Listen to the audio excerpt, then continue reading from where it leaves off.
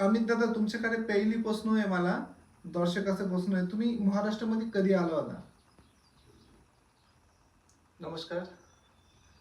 तर मित्रांनो, मी महाराष्ट्रामध्ये आला होता 2012 मध्ये. 2012 सप्टेंबरमध्ये. महाराष्ट्रामधून आले. महाराष्ट्रामध्ये आल्यानंतर सुरुवातला तुम्हाला काय काय अडचण आलं तर होतं? सुरुवातला मला भरपूर अडचण आलं होतं. मी कधी आयराणी, मराठी, हिंदी कधी बोलायचं सोयीच नाही होता. आमचे जो पश्चिम बंगाल आहे तिथे हिंदी वगैरे चालतच नाही. आपला हिंदीचे पुस्तक सुद्धा शाळामा नाही आहे. आपल्याकडे फक्त संस्कृत पुस्तक आहे, त्याच्यामधून हिंदी लिपीसारखे आहे. पण असा क्लिअरली कुठे हिंदी पुस्तक नाही आणि आणि खेडेगावमध्ये ते हिंदी चालतच नाही. त्यामुळे महाराष्ट्रात मी जेव्हा नवीन आलो होता, तेव्हा मला खूप अडचण आला होता. भाषा शिकायला मराठी बोलायचे, आयराणी बोलायचे. तर अमित दादा, तुमच्याकडे माझा तिसरा प्रश्न आहे, तुम्ही डिजिटल मार्केटिंग कसं चालू केले आणि डिजिटल प्लॅटफॉर्मवर कसं काय आले, त्याचे याचे कारण काय आहे? जे सोशल मीडियावर तुम्ही कसं काय आले, त्याचे मागे याचे कारण काय आहे मी जो ते सांगा. कामासाठी आलो होता ते काम आता मी सुद्धा करून राहिले महाराष्ट्रामध्ये. आणि मला असं वाटत होता एकच काम करणं सही नाहीये. जसा कोरोनाचा टाइम आला होता, लॉकडाऊन लॉकडाऊनचा टाइम आला होता, भरपूर लोकांचे जॉब गेला होता. भरपूर लोकांचा जॉब गेला होता. त्यानंतर मला डोकोमध्ये आले, आज जो काम मी करून राहिले, जर उद्या उठून ते काम जर माझ्याकडे नाही राहिले, तो माझा एक दुसरा सोशल मीडियावर व्हिडिओ बनवताना तुम्हाला सुरुवातला काय काय अडचण आला होता, थोडा सांगते का आपला जो नवीन मित्र चालू करणार आहे? तर मित्रांनो, यूट्यूब सुरू करताना फक्त माझ्यासोबत नाही, भरपूर लोक सोबत जो जो नवीन क्रिएटर आहे, प्रत्येक सोबत अडचण येणार आहे. पहिले अडचण कसं येणार आहे, आज आपण ते दादा समोर आपण बिंदास बोलून राहिले, आपल्याला पब्लिक समोर बोलायला लावा, आपण पब्लिक सोबत ब्लॉग करणार आहे, बिंदास बोलणार आहे. आपल्याला काही कॅमेऱ्याकडे देखून सुद्धा बोलायला काही लाज वाटाव नाही, पब्लिक मग बोलायला सुद्धा लाज वाटाव नाही. म्हणजे आपण क्लिअर पोस्ट वगैरे बोलू शकतो आणि कुठे काय बोलायचं आहे ते सुद्धा आपल्याला एक स्क्रिप्ट तयार होऊन जाते. पण जो नवीन माणूस असतो ते खूप घाबरते, आणि लोक काय बोलतील, आपण लोकांसोबत काय बोलू, असा भरपूर भरपूर नेगेटिव्ह विषय येते आणि भरपूर अडचण येते. आणि प्रत्येक नवीन क्रिएटरला याच येतेच. आणि पहिले मुद्दा त्याच टाइम घाबरायचं नाही, माणूस हरवा. तुम्ही आजपर्यंत किती डॉलर कमावले असेल एक अनुमानिक? तर ह्या विषयी थोडा सिक्रेट राहते.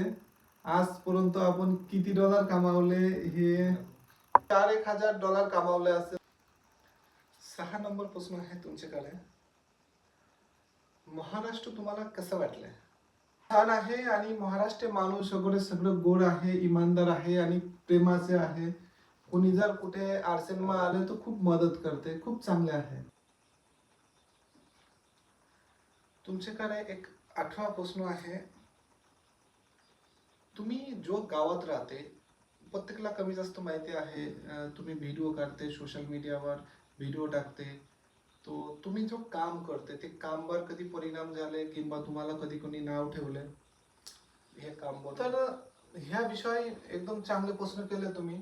मी जो कामसाठी महाराष्ट्रामध्ये राहते आणि गावात राहतो, आणि आता सध्या मी युट्यूबवर व्हिडिओ बनवतो, इंस्टाग्रामवर व्हिडिओ बनवतो. बरोबर. एक चांगला प्रश्न केला दादाने. मित्रांनो, आजपर्यंत गाववाला मला खूप सपोर्ट केले, बाया मंडळी, तरुण मंडळी, सगळं मंडळी खूप सपोर्ट केले. कधी बोलले नाही, दादा तुम्ही जो काम करते ते काम सोडून असा व्हिडिओ का बरं बनवते आणि कसं काही ब्लॉगिंग बनवते. आजपर्यंत कोणीच मला नाव ठेवले नाही, आणि प्रत्येक मंडळी सपोर्ट केले. आणि गावात जर काही कार्यक्रम राहिले तिथे मला बोलायचे, शूटिंग करण्यासाठी, व्हिडिओ करण्यासाठी. आपण त्यांच्याकडे खूप आभारी आहे, आणि गाववाला खूप छान आहे. तर 10 नंबर एक प्रश्न आहे. आजपर्यंत तुम्ही व्हिडिओ काढताना कुठे कुठे गेले? जवळपास कोणत्या कोणत्या राज्यात, कुठे कुठे, कोणत्या कोणत्या जिल्ह्यात तर गेले? ब्लॉगिंग व्हिडिओ युट्यूब तुम्हाला माहिती आहे एकच ठिकाणी बसून होऊ शकत नाही. कम से कम ब्लॉगिंग तर होऊ शकत नाही. दुसरा जर निश असेल, कोणाला जर टेक असेल, एज्युकेशन असेल, ते होऊन जाते. पण आपला ब्लॉगिंग चॅनल होता, त्यामुळे आपल्याला बरोबर. मग सगळं एंगल माझं तुम्ही दर्शकांना सांगणार आहे, महाराष्ट्र आणि पश्चिम बंगालचे फरक काय आहे.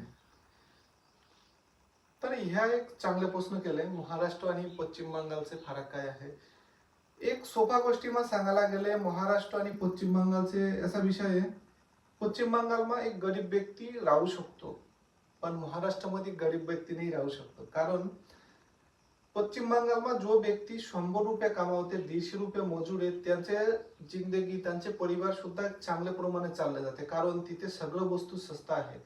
भाजीपाला, खानापिना सगळं ए टू झेड वस्तू स्वस्त आहे. म्हणजे जो 200 रुपये कमावते त्यांचे संसार आरामशीर चालले जाते. पण महाराष्ट्रमा जो व्यक्ती रोज 1000 रुपये कमावते त्याचे सुद्धा संसार अडचणीत जाते. कारण सगळं महाराष्ट्राचे राजकारण तुम्हाला कसं वाटलं आणि काय दादा याचा प्रश्न मला खूप उत्तर द्यायला भीती वाटते. कारण तुम्हाला काय सांगू, पण महाराष्ट्राचं राजकारण खूप चांगले आहे. तुमच्या हिशोबाने महाराष्ट्राचे सुंदर जिल्हा कोणती आहे? तर मित्रांनो, महाराष्ट्र म्हणजे खूप चांगलं राज्य आहे आणि त्याच्यामधून जर निवडून सांगायचं आहे कोणता जिल्हा चांगला आहे, तो एक मुश्किल होऊन जाईल. जो जिल्ह्याचे नाव घेणार बाकी जिल्हावालाचे नाव घेणार आहे. पण माझा एक पसंतीचा जिल्हा प्रश्न आहे. या प्रश्नाचं उत्तर तुम्ही ध्यान देऊन ऐका. त्यानंतर शेवट आपल्याकडे ते प्रश्न पण आहे, युट्यूब मध्ये पैसा कसा काय कमायचे आणि कसं काय रील बनायचे, ए टू झेड सांगणार आहे. दादा तुमचे व्हिडिओ आपण भरपूर बघितले. तुम्ही रील काढताना टाइम, व्हिडिओ काढताना टाइम मी बरेच व्हिडिओ बघितले. न्यूजवाला सारखे तुम्ही व्हिडिओ बनवते, पण कुठे कुठे तुम्ही नार्वस होऊन जाते. बोलता खरं आहे, 100% खरं आहे. आणि चांगले प्रश्न केले तुम्ही. रील बनवताना टाइम खरंच मी सांगून राहिला आज विषय. जो राजकारण विषयाचे रील बनवतो, व्हिडिओ बनवतो, ते व्हिडिओ बनवता टाइम मी 10 विचार करतो. कारण आपण दुसऱ्या राज्याचे व्यक्ती आहे, आपण त्यांच्या राज्यामध्ये पोट भरून राहिले आणि त्यांचे राजकारणबाराचे हात आहे, त्यांचे हात आपल्या डोकोवर आहे, म्हणून आपण पोट भरून राहिले. ते जर आज सांगते तुम्ही आपलं राज्य सोडून चालले जा, तो आपण आपला बठ्ठा काय सांगू बंद करून येणं पडते. पण आपल्याला काय काम आहे, एक चांगले वस्तू समोर देखायचे, परिवेशमा लोकांकडे एक चांगले देखायचा प्रयत्न करतो. ठीक आहे, सरकार पण सगळ्या गोष्टींना ध्यान देऊ शकत नाही. कुठे कुठे आपला पब्लिकची पण जबाबदारी आहे. कुठे दुष्कर्म होऊन राहिले, कुठे काय होऊन राहिले, त्याची जबाबदारी. एक दुसरा प्रश्न आहे, युट्यूब पैसा कसा काय देते? तर युट्यूब पैसा असा देते, युट्यूब मध्ये पैसा भरपूर आहे. युट्यूब ऍडसन, जो गुगल ऍडसन, तुम्हाला जर 1000 सबस्क्रायबर आणि 4000 घंटा 4000 तास वॉच टाइम पुरा झाले, तो युट्यूब चॅनल मॉनिटाईज होते. आणि युट्यूब चॅनल मॉनिटाईज झाले, तुम्हाला एक गुगल ऍडसन बनवणं पडते. आणि गुगल ऍडसन बनवलं की तेव्हा गुगल ऍडसनचे मार्फत तुम्हाला पैसा येणार आहे. जो आपण व्हिडिओ बघतो, व्हिडिओ बघताना टाइम जी ऍड येते, स्किप नॉन स्किप, ते ऍडचे पैसे आपल्या खात्यामध्ये येते. आणि ते पैसे 9 तारीखला जमा होते आणि 26 त्याच महिन्यामध्ये 23 ते 26 दरम्यान पैसे आपल्या खात्यावर जमा होऊन जातात. त्याचे एक प्रोसेस आहे, ते प्रोसेस करणं पडते. आणि एक प्रोसेस केलं चॅनल, युट्यूब चॅनल कसं काय ओपन करायचं, हे प्रश्न एक मुद्दाचे प्रश्न केले, एकदम भारी प्रश्न केले तुम्ही, चांगले प्रश्न केले.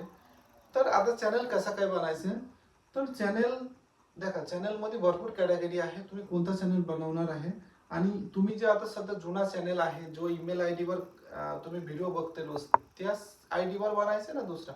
तर मी रिकमेंड करणार आहे, जेव्हा युट्यूब चॅनल बनायचे तुमच्या नावनी चांगले एक ईमेल आयडी नवीन तयार करायचे, त्याचे पासवर्ड टिपून ठेवायचे, पासवर्ड मेन आहे. आणि त्याच्यावरून तुम्ही ब्लॉगिंग केले किंवा फूड ब्लॉगिंग केले, एज्युकेशन केले, टेक, आता सध्या AI ट्रेंडिंग चालू आहे, तो AI देऊन व्हिडिओ बनवणं चांगले राहतील ना, स्वतः फेस देखून व्हिडिओ बनवणं चांगले राहतील, कोणतं चांगले राहतील. आणि आजचे टाइम जर कोणी व्हिडिओ चालू करायचा असेल तर तुम्ही त्यांच्यासाठी काय प्रेरणा देणार आहे, काय मोटिवेट करणार आहे, थोडं सांगा. तर मित्रांनो, आजचे टाइम आपण रोज डेली 4 ते 5 तास आपण फोनमा रील बघतो आणि व्हिडिओ बघतो. आपण जर 4 ते 5 तास आपण स्वतः त्याच व्हिडिओवर तसाच व्हिडिओ पेस्ट करायला, कॉपी पेस्ट करायला प्रयत्न केले किंवा तसाच व्हिडिओ घरमा तयार करायला प्रयत्न केले तर आपण करू शकतो.